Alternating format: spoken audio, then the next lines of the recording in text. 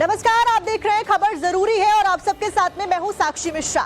Bulletin में बात करेंगे संभल में हुई हिंसा की। करीब 2 महीने होने जा रहे हैं जब 24 नवंबर को संभल में हिंसा हुई थी, जिसमें उपद्रवियों और दंगाइयों ने पुलिस पर हमला बोल दिया था। दंगाइयों की गोलीबारी में 5 लोगों की मौत हो गई थी। अब जाकर ये खुलासा हुआ है कि संभल में जो हिंसा हुई थी उसका ऑर्डर दुबई से आया था। क्या हिंसा का कोई दाऊद कनेक्शन है? आज इसी की पूरी डिटेल्स आपको बताएंगे।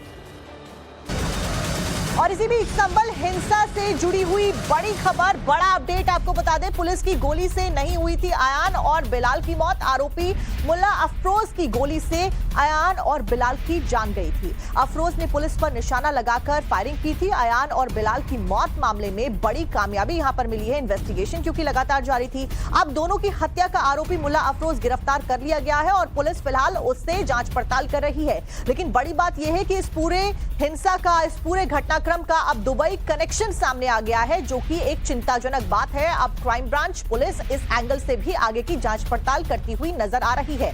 लेकिन संभल हिंसा में यह बड़ा अपडेट आया है।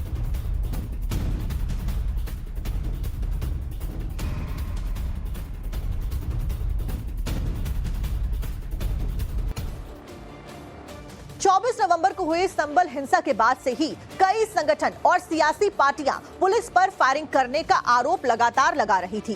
अब जब मुल्ला अफरोज की गिरफ्तारी हुई है, उसके बाद पुलिस पर लग रहे सभी आरोप खारिज हो गए हैं। अब आपको ग्राफिक्स के जरिए समझाते हैं कि आखिरकार पिछले साल 24 नवंबर को हुआ क्या था। समझने की कोशिश कीजिएगा। आरोपी मुल्ला अफरोज की गिरफ्तारी पर संभल पुलिस ने क्या कहा है, सबसे पहले आपको वो सुनवाते हैं।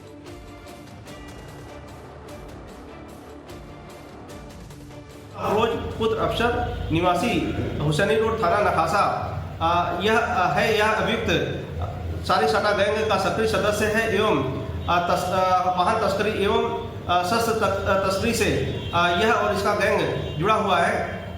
यह अपने अन्य साथियों के साथ घटना के समय भीड़ में मौजूद था और इसके द्वारा घटना में सक्रिय भागीदारी करते हुए पुलिस पार्टी पर फायरिंग की गई, जिसके फलस्वरूप भगदड़ में कुछ गोलियां इसके अन्य साथियों और उपद्रवियों को भी लगी, जिसमें 2 व्यक्तियों की मृत्यु हो गई, जिसमें एक बिलाल एवं दूसरा अयान है।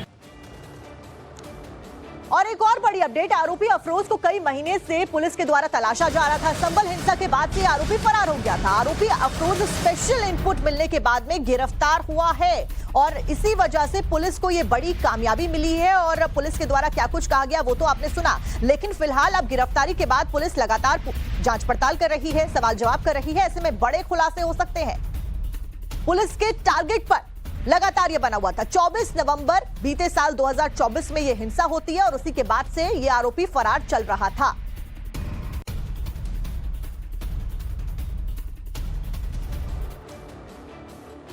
अब सवाल है कि हिंसा के बाद जो करीब 2 महीने से भाग रहा था, वो शातिर मुल्ला अफरोज आखिर पुलिस की गिरफ्त में आया कैसे? तो अब इसे भी समझ लीजिए। दरअसल मुखबिर की सूचना पर मुल्ला अफरोज की गिरफ्तारी पुलिस के द्वारा की गई है। संभल के नखासा थाना क्षेत्र के हुसैनी रोड का है मुल्ला अफरोज।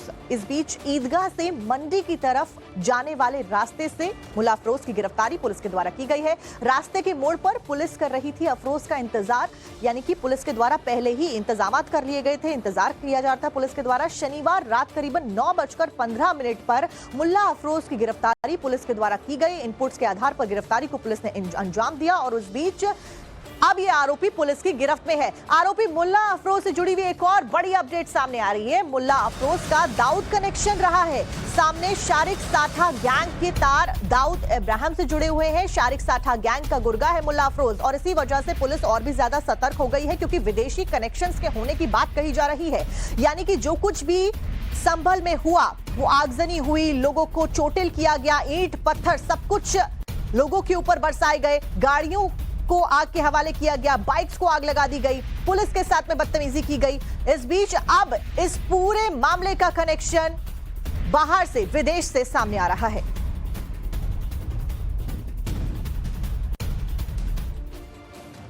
अब सवाल है कि मुल्ला अफरोज की गिरफ्तारी और उसके शारिक साठा गैंग के साथ में जुड़े होने के बीच में आखिर साजिश की कौन सी कड़ी जुड़ी हुई है, तो आपको बता दें कि इसके पीछे अंतर्राष्ट्रीय साजिश की बू आ रही है। दरअसल शारिक साठा गैंग का गुर्गा मुल्ला अफरोज है।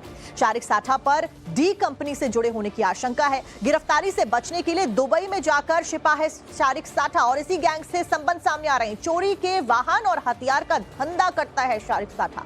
शारिक साठा के इशारे पर संभल में फायरिंग होने की आशंका जताई जा रही है, यानी कि 24 नवंबर को जो हुआ वो शारिक साठा के इशारों पर हुआ। इतना ही नहीं, शारिक साठा के तार आईएसआई से भी जुड़े हुए हैं, इसकी भी आशंका जताई जा रही है। फिलहाल पुलिस इन सभी एंगल पर जांच कर रही है और एक एक एंगल को बारीकी से खंगाल रही है। इस बीच एक और बड़ी अपडेट, शारिक साठा गैंग का अहम सरगना है अब। लग्जरी गाड़ियों के साथ में विदेशी हथियारों की सप्लाई इसके द्वारा की जा रही थी। कई राज्यों और देशों के में ये अफरोज हथियार सप्लाई करता था और इसीलिए अफरोज का पकड़ा जाना पुलिस के लिए एक बड़ी सफलता कही जा रही है, क्योंकि कई राज्यों और कई देशों के साथ में जिस गैंग का कनेक्शन है, उस गैंग का एक अहम जो किरदार है वो अब पुलिस की पकड़ में आ गया है। लग्जरी गाड़ियों के साथ में विदेशी हथियारों को यह व्यक्ति सप्लाई करता था। तस्वीर भी हम आपको दिखा रहे हैं।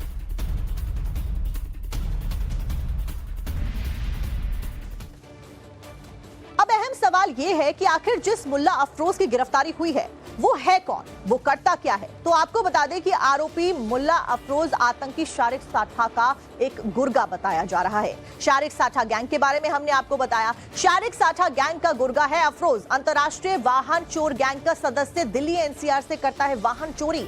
इस बीच चुराए हुए वाहनों को नेपाल, असम, बंगाल इसके द्वारा भेजा जाता था। अफरोज के पास से 32 बोर की पिस्टल भी बरामद की गई। बड़ी बात यह कि यह पिस्टल इसके पास आई कहां से।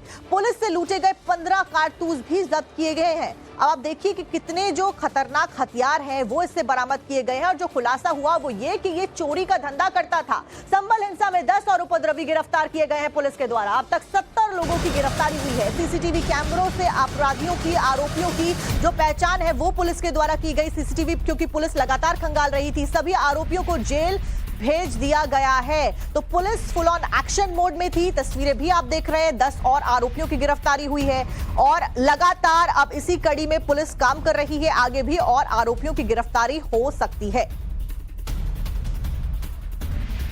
विगत दिनांक 24 नवंबर को थाना कोतवाली संबल क्षेत्र में स्थित जामा मस्जिद के निकट हुई हिंसात्मक घटना के फलस्वरूप अभी तक 60 अभियुक्तों की गिरफ्तारी सुनिश्चित की गई थी। आज 10 अन्य अभियुक्तों की गिरफ्तारी की गई है। इस प्रकार घटना में अभी तक 70 अभियुक्तों की गिरफ्तारी की जा चुकी है। और इस बीच एक बड़ी खबर 1978 के संबल हिंसा से जुड़ी हुई इस वक्त की बड़ी जानकारी। 1978 संबल हिंसा में 8 केसेस वापस किए गए थे। नवभारत के पास केस वापसी की एक्सक्लूसिव कॉपी भी मौजूद है। 1993 में मुलायम सरकार में फैसला लिया गया था। 16 मुकदमों में से 8 केसेस वापस लिए गए थे। आजम खान के दबाव में आकर मुलायम ने यह फैसला लिया था। सोर्सेस के हवाले से यह बड़ी खबर है। और इस बीच वो कॉपी भी फिलहाल आप अपनी स्क्रीन पर देख रहे हैं, जो कि 1978 के संबल हिंसा से जुड़ी हुई है, जिसमें साफ तौर पर केसेस का नाम है और जानकारी है कि कौन कौन से वो केसेस थे जिनको वापस लिया गया था।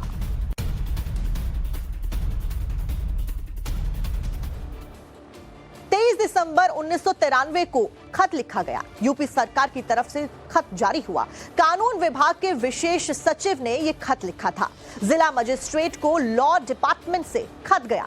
1978 संबल हिंसा के 8 केसेस वापस लेने के आदेश इस खत में लिखे गए थे और वो खत भी आप अपनी स्क्रीन पर देख रहे हैं। 1978 संबल हिंसा से जुड़ी हुई इस वक्त की ये बड़ी जानकारी आप तक पहुंचा रहे हैं।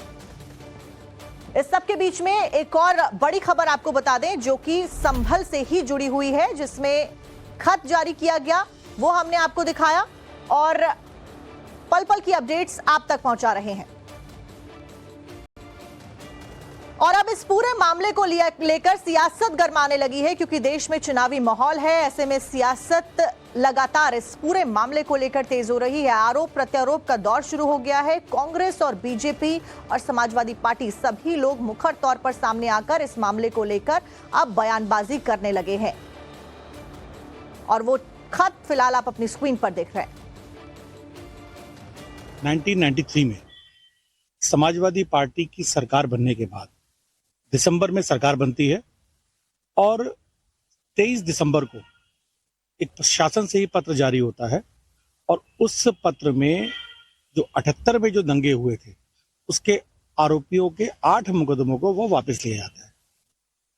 तो सीधा सा मेरा सवाल ये है कि आजम खान ने ही उन दंगों में महत्वपूर्ण भूमिका निभाई थी और समाजवादी पार्टी की सरकार बनते ही सबसे पहले कैबिनेट की मीटिंग में इस प्रस्ताव को उन्होंने लाया था कि दंगों के जो 8 महत्वपूर्ण जो मुकदमे थे उनको सरकार के द्वारा वापस लिया जाए और उन्होंने ऐसा किया। उसके बाद से वो सारी फाइलें वो गायब हैं। तो ये बहुत गंभीर विषय है और इसमें बारीकी से जब हम जाएंगे तो इस पर आपको देखने को ये मिलेगा कि आजम ने किस तरीके से ये कृत्य किए थे।